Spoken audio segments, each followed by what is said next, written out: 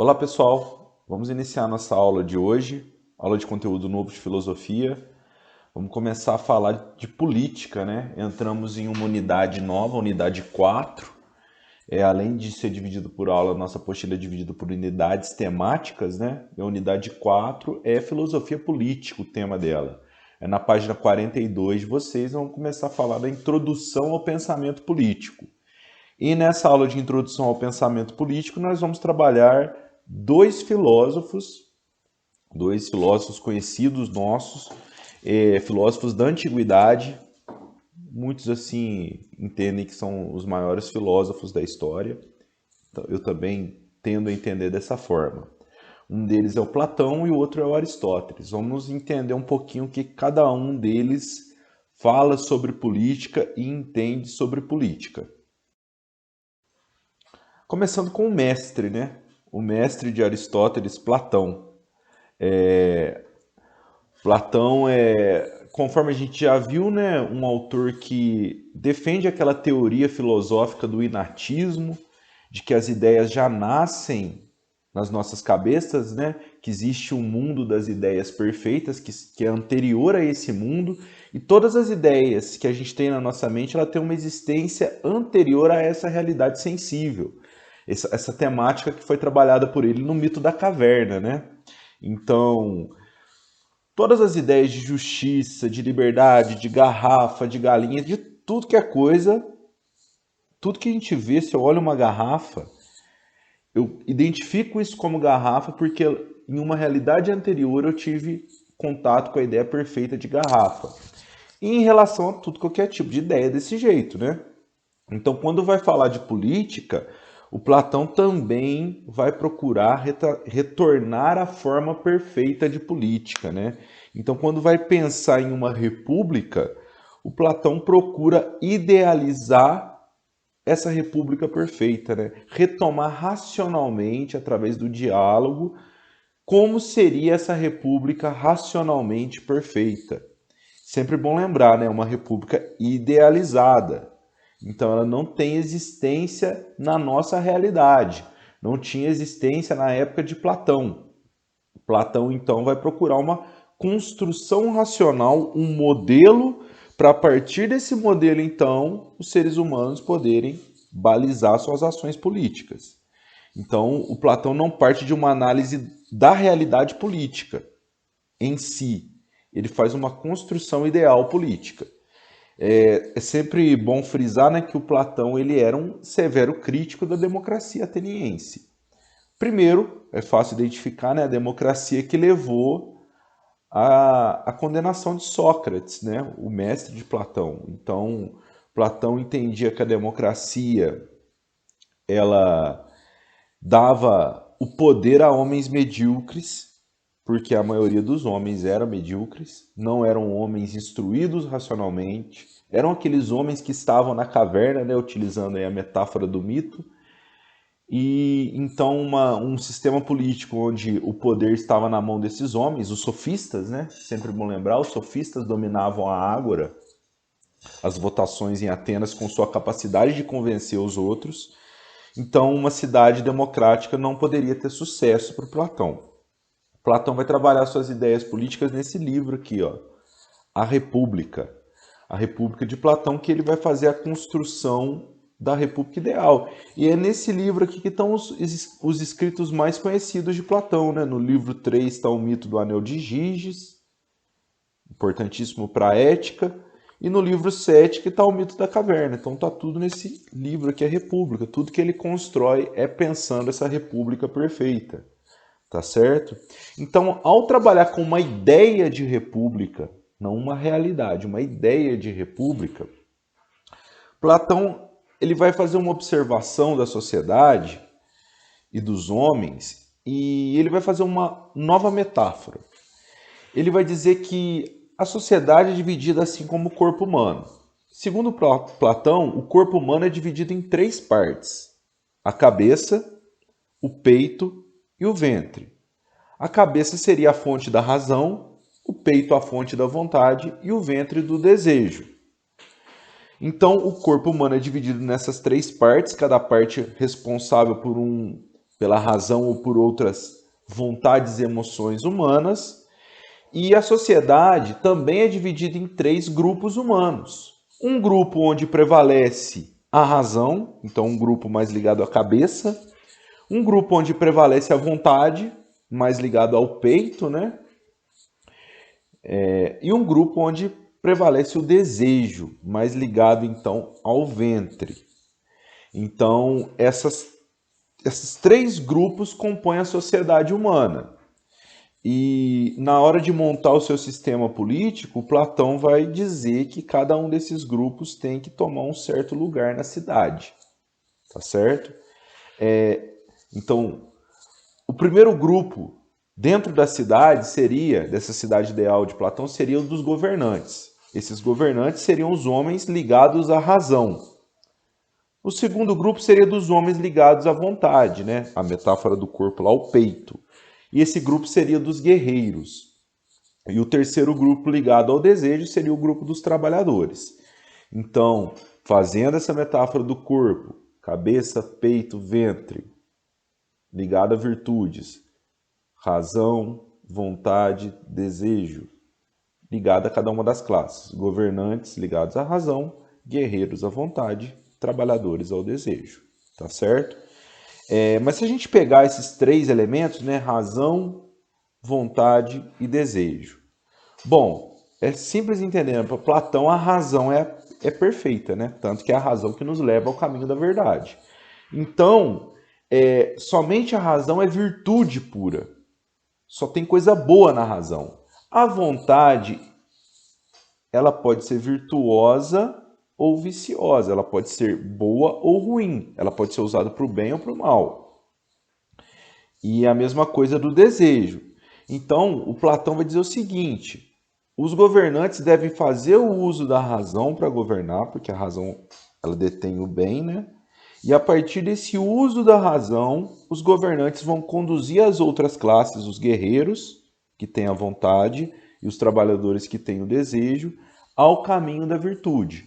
Os filósofos, utilizando a razão, encaminham os guerreiros para transformar sua vontade em coragem. A coragem é uma virtude.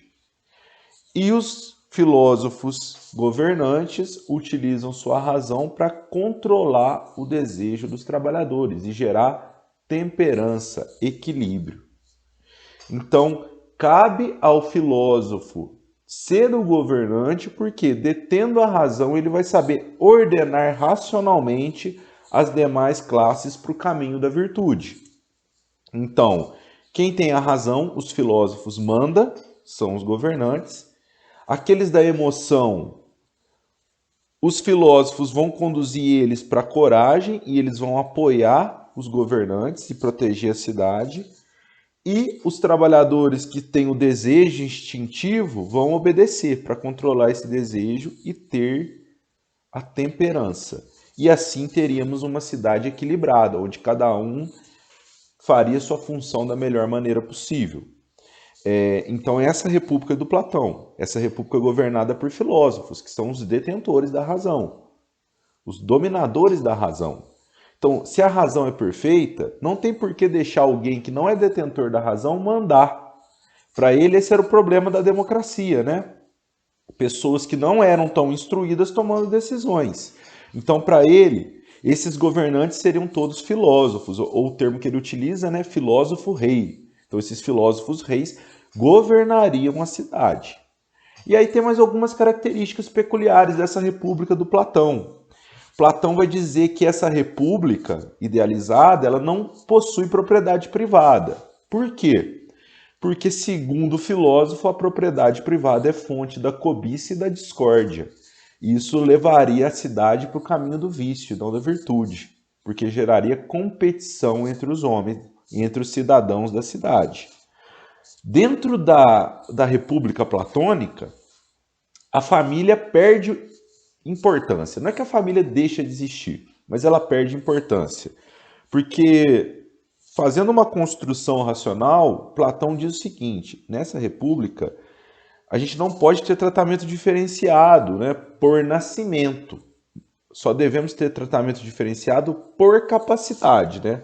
razão, coragem, desejo, né? As 3 classes. Não por nascimento. Então, as crianças têm que ser separadas dos pais. Para os pais não saberem quem são seus filhos, os filhos não saberem quem são seus pais, assim todo cidadão trataria o próximo como seu próprio filho, seu próprio pai ou seu irmão. Então teríamos um tratamento isonômico, né, em relação ao nascimento. Claro que aí a capacidade colocaria esse cidadão em uma das 3 classes. E aí que vem a questão da educação, né? A educação assume um papel importantíssimo nessa república, porque é através da educação que se vai identificar as aptidões dos cidadãos. Então, com 20 anos de idade, já se identifica dentro do modelo educacional platônico aqueles que são menos sensíveis à razão, aqueles que são menos corajosos, e esses param os estudos aos 20 anos e vão se dedicar ao trabalho. Então vai ser a classe trabalhadora, né? Aquela classe que deve obedecer para controlar os seus desejos, porque são homens menos capacitados. Platão não tem nenhum problema em dizer isso. Não existe essa ideia de que todos os homens são iguais na Grécia Antiga, né? Platão defende claramente que tem homens superiores e homens inferiores. E cabe a esses homens inferiores identificados aos 20 anos o trabalho. Com mais 10 anos de estudo para os que continuaram, a polis identificaria aqueles que são mais propícios ao serviço como guerreiros. Então, com 30 anos, os guerreiros seriam escolhidos na polis, certo? Os que permanecessem continuariam seus estudos e se formariam com 50 anos. Esses, finalmente, estariam aptos a se tornarem governantes, a compor esse pequeno grupo privilegiado, essa elite intelectual que domina a filosofia e a razão, que conduziria a cidade ao caminho da virtude, ao caminho do bem. Então, com 50 anos, observando quais são mais aptos ao estudo ou não, se chegaria à classe do governante. Então, você começa a sua trajetória escolar, começou a perder muita média, pode esquecer, dentro da ideia platônica, né? Claro que não era média, né? Estou fazendo uma comparação com a nossa realidade. Perdeu muita média, o professor viu que não está indo bem, o mestre viu que não tem muita aptidão, acabou por ali, tá certo? Então, esses são os pontos principais que a gente tem que chamar a atenção da política platônica. Sempre lembrando, né, Platão, seguindo toda a esquemática filosófica dele, ele vai partir de ideias, construções ideais perfeitas.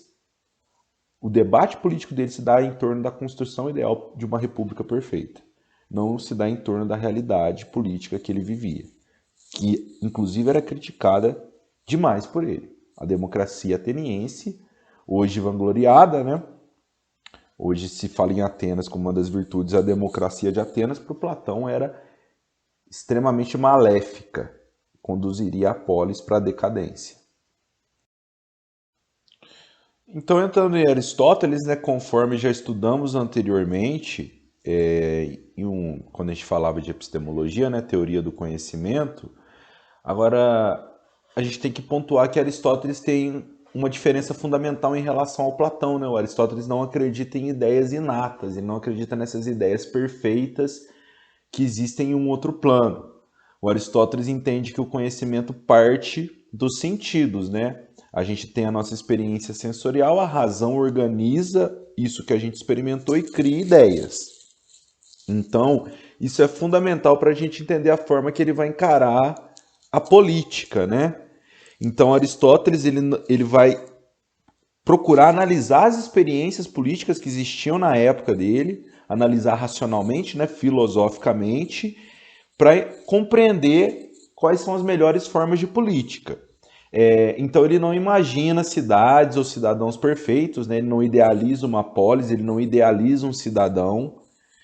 Ele vai partir dos cidadãos que existem nas cidades, dos modelos que existem, e vai dizer que não tem uma única forma de organização da política. A boa organização da política pode se dar de diferentes formas.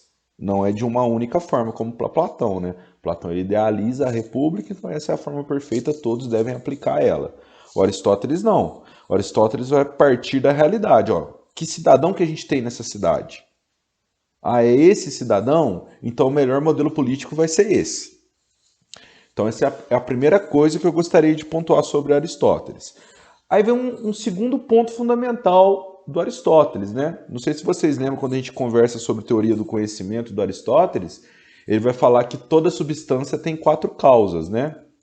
Então, quando a gente fala o que é a substância garrafa, é a causa formal, né? A forma da garrafa, a causa material do que ela é feita. Então, uma garrafa tem que ter forma de garrafa e tem que ter um material próprio de garrafa. É a causa motora, né, o que faz a garrafa, então um homem, e a causa final, para que serve a garrafa. Então toda substância tem uma finalidade. A gente viu isso em ética também, né? Quando a gente falou lá da eudaimonia. E para Aristóteles, a finalidade do ser humano é a política, porque para ele o homem é um animal político, é o zoopolitikon, né? Então, para ele, isso é o que difere a nossa espécie, essa nossa capacidade de fazer política. Lembrando que política para ele é essa capacidade de organizar de diferentes maneiras e de mudar a nossa organização social. Aí sempre eu faço a comparação, né? A formiga vive politicamente? Não, ela tem lá a divisão dentro do formigueiro, tem a forma social de se viver, mas ela sempre vai viver daquela forma. O ser humano é a única espécie que tem a capacidade de transformar sua forma de viver. Então nós somos um animal político, a política é a nossa finalidade, a política é a nossa natureza. A gente precisa da política para ser feliz, para viver em completo, né, em harmonia com o cosmos. Porque o ser humano não se basta sozinho. Eu sozinho não consigo tudo que eu necessito. Eu preciso dos outros seres humanos para alcançar a felicidade, a eudaimonia.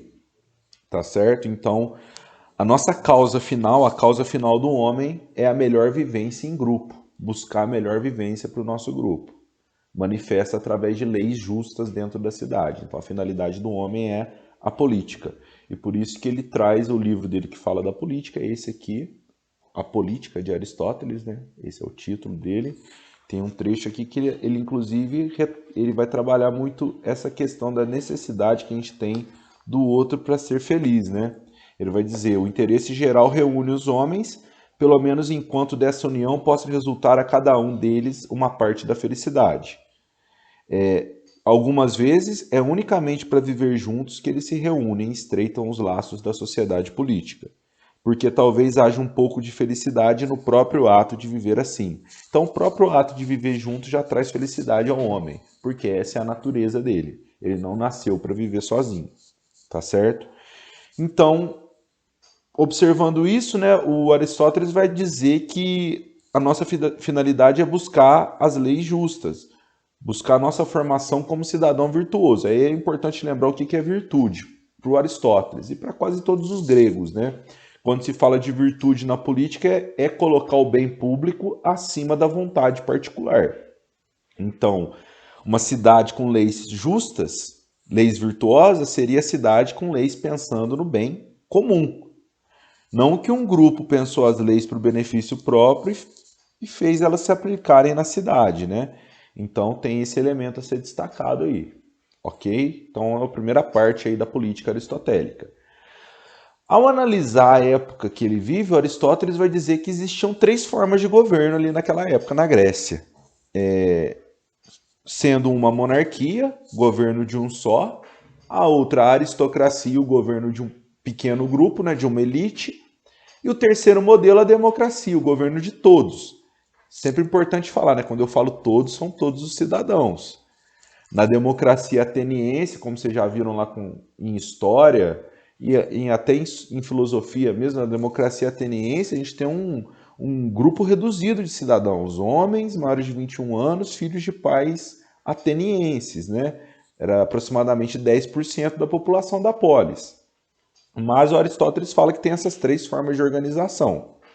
E ele vai dizer o seguinte, como ele não é idealista, né? Ele fala, não tem forma melhor que a outra. Não existe uma forma melhor que a outra. A monarquia não é melhor nem pior que a aristocracia. A aristocracia não é nem melhor nem pior que a democracia. O que vai determinar se uma forma de governo é boa para uma cidade é a virtude dos cidadãos da cidade. Se eu tenho uma cidade que tem um cara que é muito virtuoso, que o cara é, nossa, fantástico, fora do normal, super virtuoso, um Sócrates, deixa esse cara governar, faz uma monarquia. Ele vai saber conduzir a cidade para as leis mais justas. Se eu tenho um pequeno grupo de cidadãos destacados ali, virtuosos, faço uma aristocracia, deixa esse pequeno grupo. Porque o que importa é ser virtuoso. Porque se eu for virtuoso, colocar o bem público acima do bem particular, eu vou criar leis virtuosas, leis para o bem de todos. Agora, se eu tiver uma cidade que todos os cidadãos são virtuosos, eu faço uma democracia. É claro que aí se pontua, né, que a democracia é muito difícil, porque é muito difícil encontrar as condições necessárias para uma boa democracia. Então, o que vai definir a virtude dos cidadãos? Então, essas três formas podem ser boas, mas elas podem ser ruins também, né? Se eu tiver um governo de um cara e esse cara não for virtuoso, for vicioso, colocar o bem particular acima do bem público, aí eu não vou ter mais uma monarquia, eu vou ter uma tirania. Se eu tiver um pequeno grupo governando que coloca a vontade desse grupo acima da vontade pública, deixa de ser uma aristocracia, passa a ser uma oligarquia. E se eu tenho um grupo que comanda a massa de cidadãos para criar leis pensando no bem particular, então eu deixo de ser uma democracia e passo a ser uma demagogia. De acordo com tanto Aristóteles como Platão, a democracia ateniense era uma demagogia controlada pelos sofistas, tá certo? Então, o Aristóteles vai dizer isso, não tem um modelo perfeito. O que vai determinar se o modelo é bom para a cidade são os cidadãos que estão na cidade. Então, se eu tenho uma cidade que eu tenho um pequeno grupo muito virtuoso, eu faço uma aristocracia ali. Se eu tenho uma cidade que um cara é fora de base, um cara genial, virtuosíssimo, faço uma monarquia. Agora, se eu tenho uma cidade que todos são virtuosos, todos os cidadãos são virtuosos, tudo bem, faço uma democracia. É claro que Aristóteles vai dizer que a democracia é muito difícil, a monarquia é um pouco perigosa. Então, levando em conta aquela ideia que o filósofo Aristóteles prega da justa medida, né, sempre tentar se desviar dos extremos, ele tende a aconselhar que a aristocracia ela vai ser a forma mais, vamos dizer assim, mais provável de dar certo. Então, segundo ele, essa aristocracia governada por um grupo de cidadãos virtuosos, a politeia, é a possibilidade mais certeira de dar certo um governo, de formar leis virtuosas, tá certo? Então é isso que eu tenho para falar sobre Aristóteles e a política de Aristóteles para vocês. Espero que tenham entendido aí legal os dois filósofos. No nosso próximo encontro a gente tira as dúvidas, tá bom? Um abraço, pessoal!